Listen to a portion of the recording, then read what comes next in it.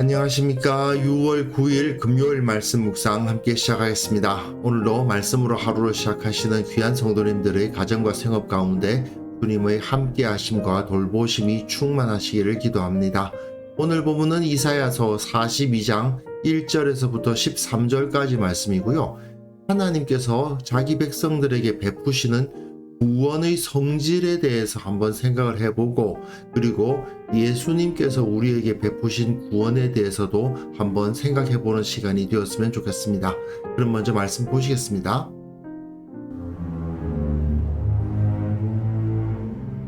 내가 붙드는 나의 종, 내 마음에 기뻐하는 자, 곧 내가 택한 사람을 보라. 내가 나의 영을 그에게 주었은즉 그가 이방의 정의를 베풀리라.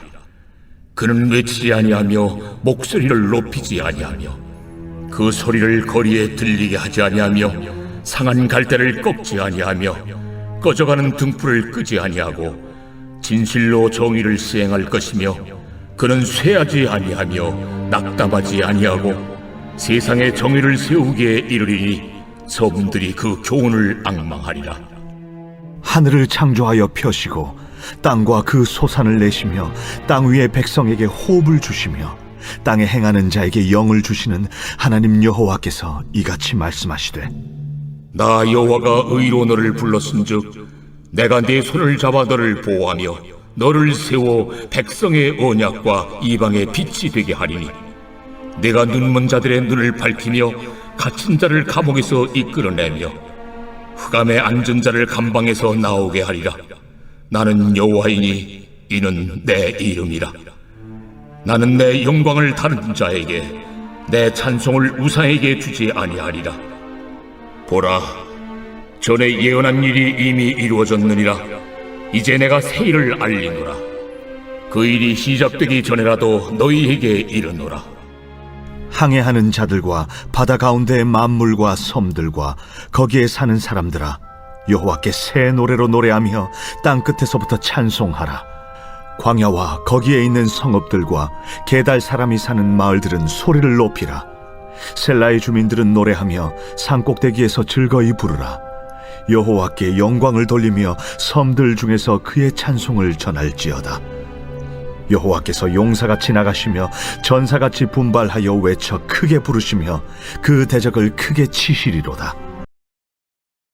예, 세상은 망하고 하나님의 백성 이스라엘은 회복된다는 메시지가 계속 이어지고 있는데요. 이 40장에서부터 48장의 내용에서 우리가 반드시 기억해야 될 것이 하나 있습니다.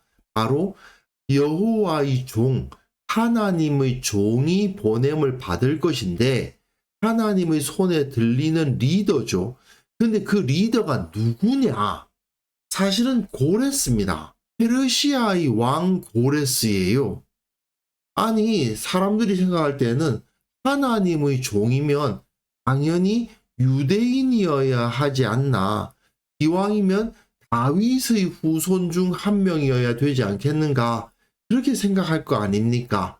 그런데 그렇지가 않은 겁니다. 하나님께서 이방 나라 페르시아의 왕인 고레스를 하나님의 종으로 삼으셔서 자기 백성을 구원하실 거다라는 것을 선포하는 거예요. 그런데 아직까지는 그 메시지가 나오고 있지 않습니다. 앞에서 고레스라는 이 사람들이 전혀 예상하지 못한 이방인의 왕이 하나님의 손에 들려서 구원자가 될 것이다라는 메시지를 던지기 위해서 미리부터는 일단 베일로 감싸가지고 그가 어떤 사람인지 잘 모르게 해가지고 여호와의 종이 미리 소개가 되는 거예요. 오늘 본문 보십시오.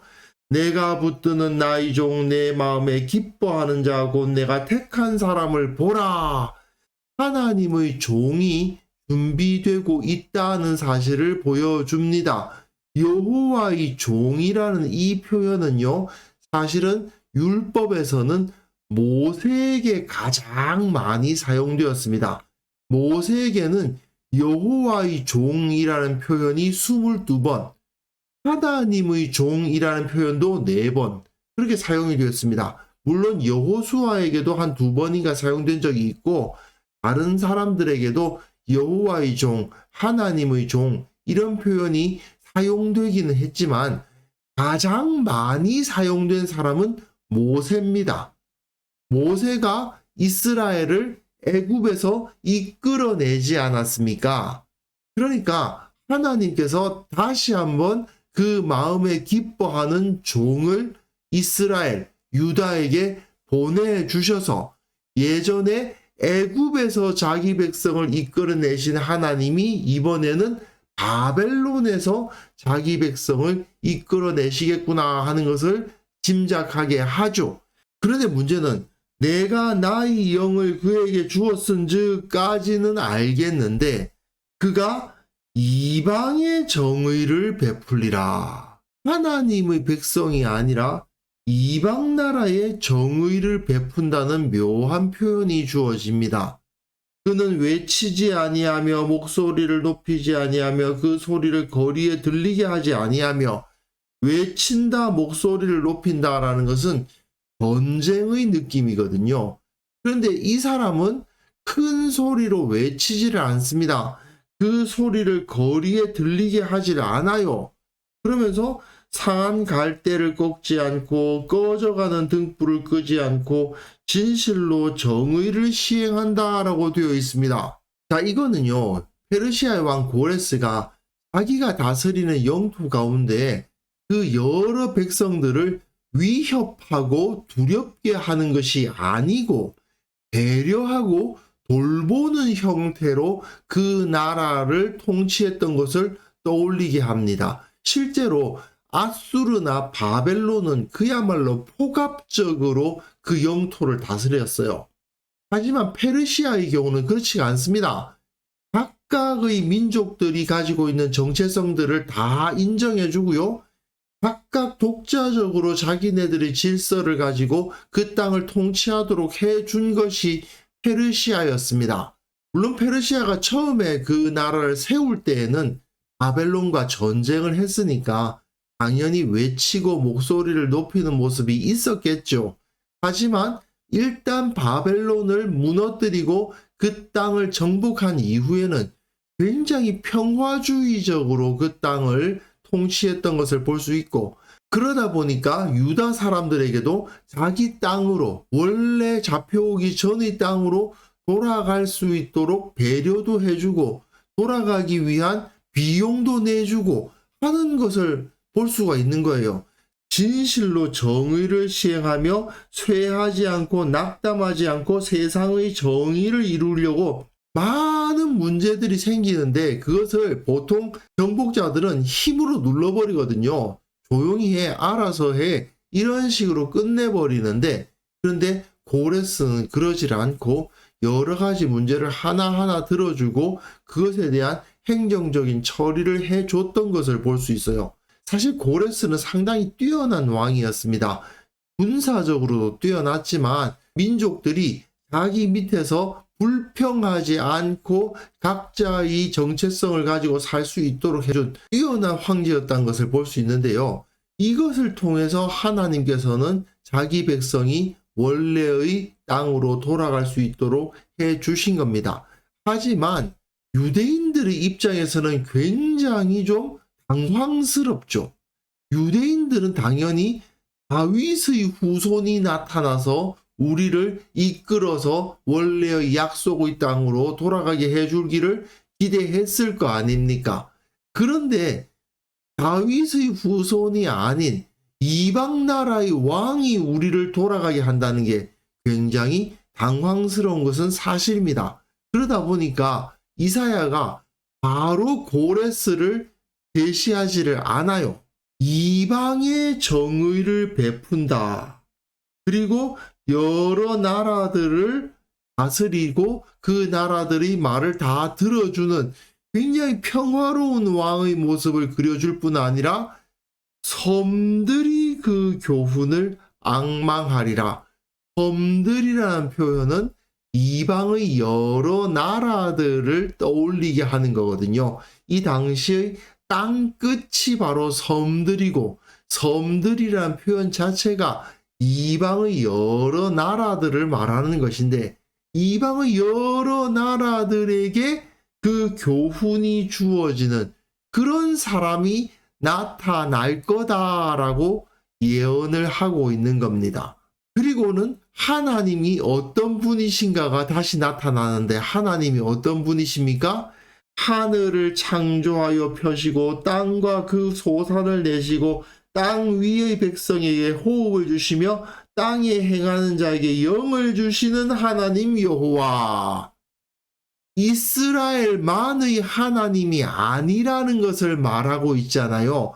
온 땅을 다 창조하신 하나님이에요. 땅 위의 모든 백성들에게 하나님은 호흡을 주십니다. 이스라엘만 구원하시는 분이 아닌 거죠.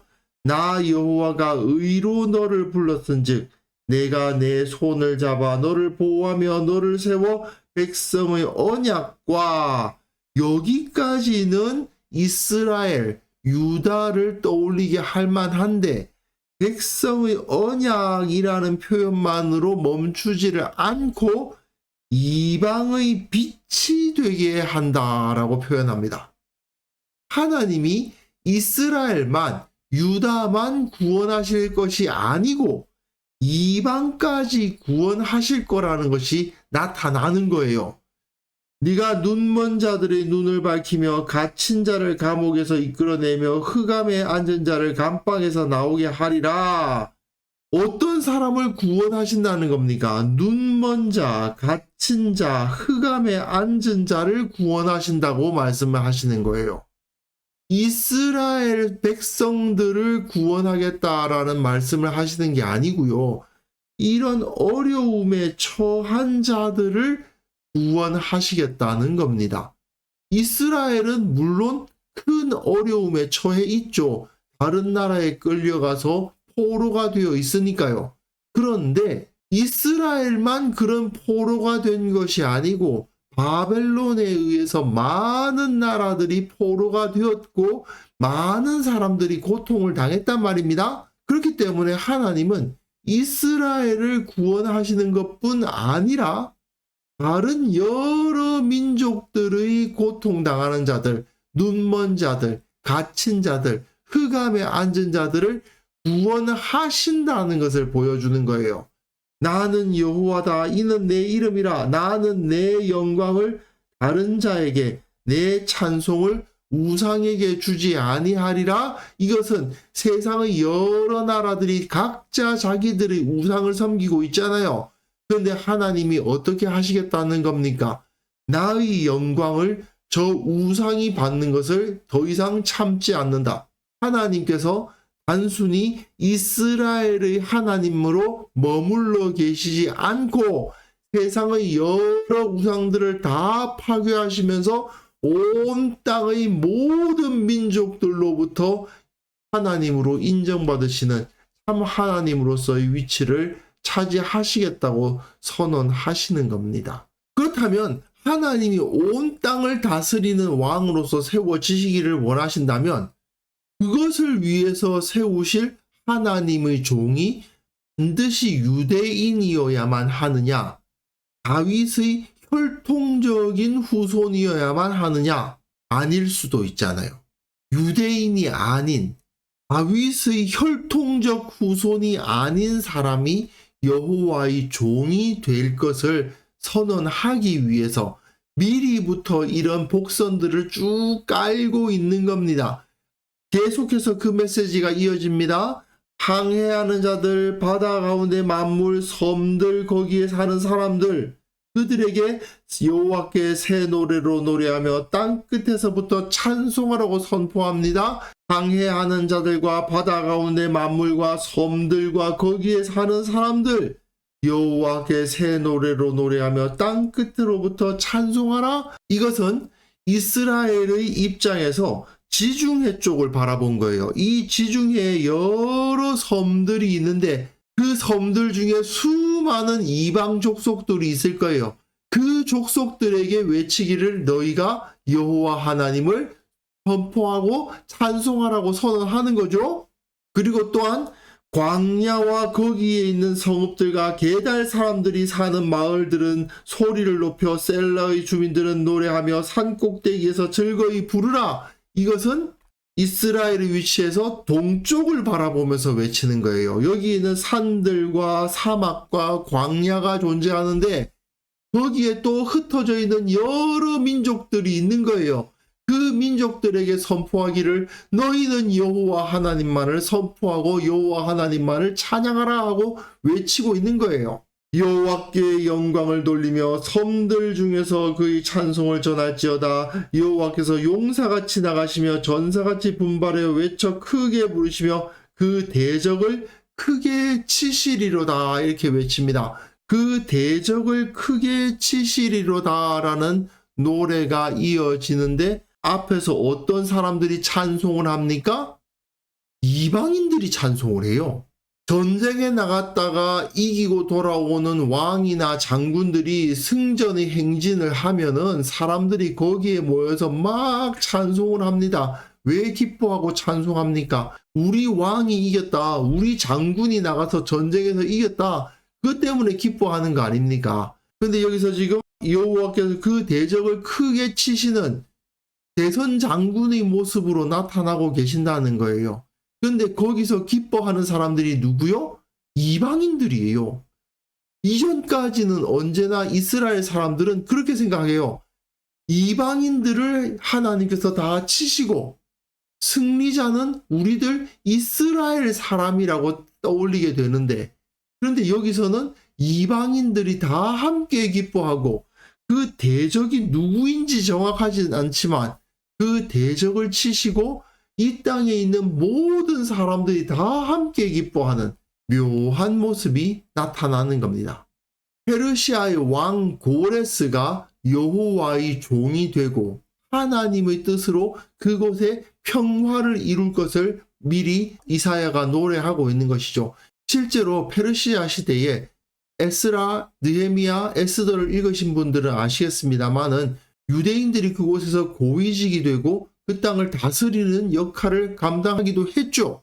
물론 유대인들은 하나님께서 이렇게 섭리하시는 것에 놀라고 어떻게 하나님이 저 더러운 이방인을 자기 종이라고 부르시면서 사용하실 수 있는가 하는 생각을 하기도 하겠지만, 하나님은 그 크신 섭리의 바운더리 내에서 모든 이방인들을 다 품으셨구나 하는 것을 알 수 있게 되는 겁니다.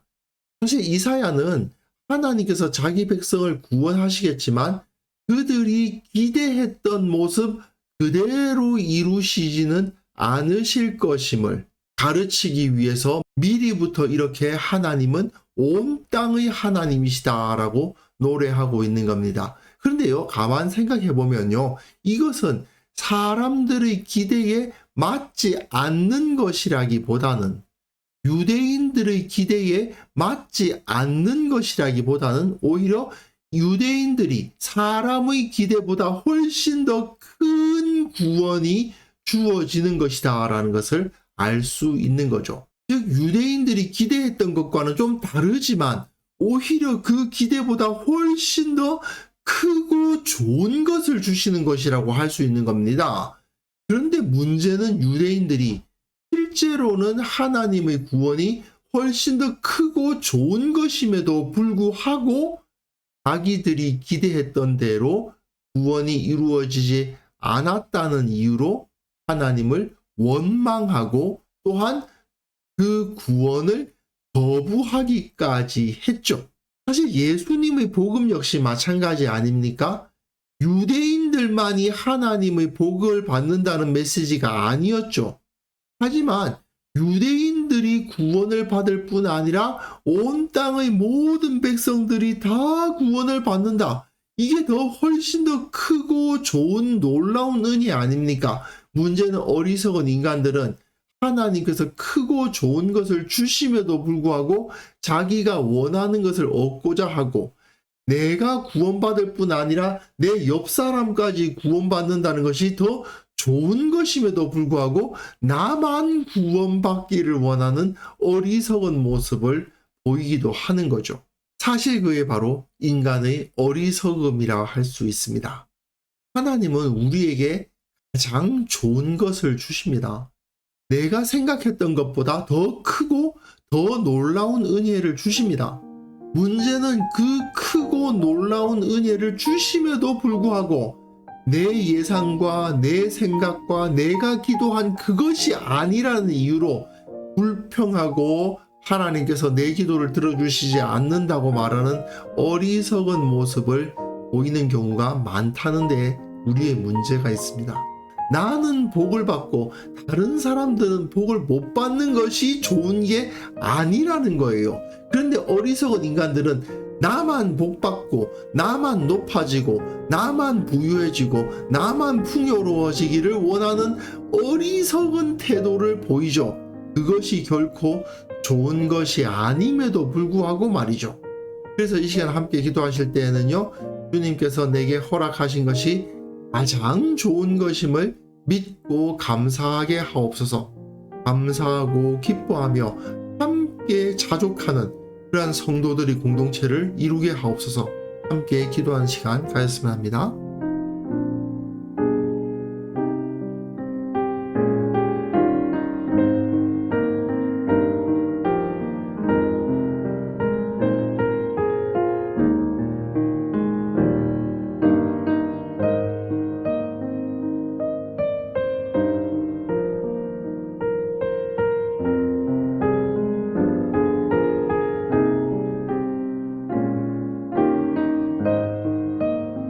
하나님 아버지, 주님께서 가장 좋은 것을 허락하셨음을 믿고 감사하며 늘 주님을 찬양하게 하옵소서.